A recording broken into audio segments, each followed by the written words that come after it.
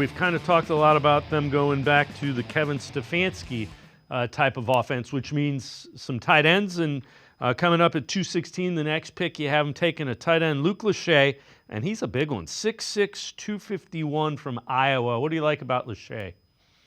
Well, first of all, I love Iowa tight end. So you're going to see him here. He runs. He's very position flexible. He's a lot more athletic than I thought. So you can see him drive vertical and then get to an run his out route, which is very important. And Iowa's offense really struggled throwing the football, so his numbers weren't what they should be. You're going to see him out at receiver here running a slant against a corner, which is a really good route.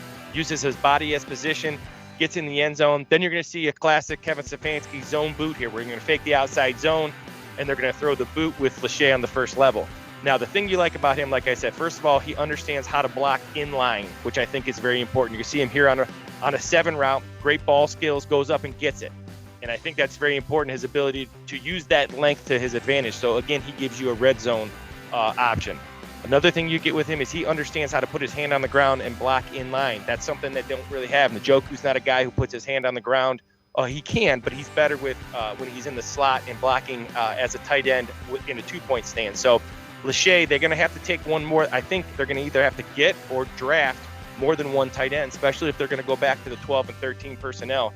Njoku is their prime guy, but they don't have much after Njoku because that wasn't what they wanted to go with last year. So I love Lachey. I'm a big fan of Iowa tight ends. They know how to play the game of football. They're tough. They're violent. They're good with their hands. They block well. They catch well. They're team guys. And again, a lot of my guys for the Browns, I just think they have to be tough guys who like to play football, and guys at Iowa like to play football.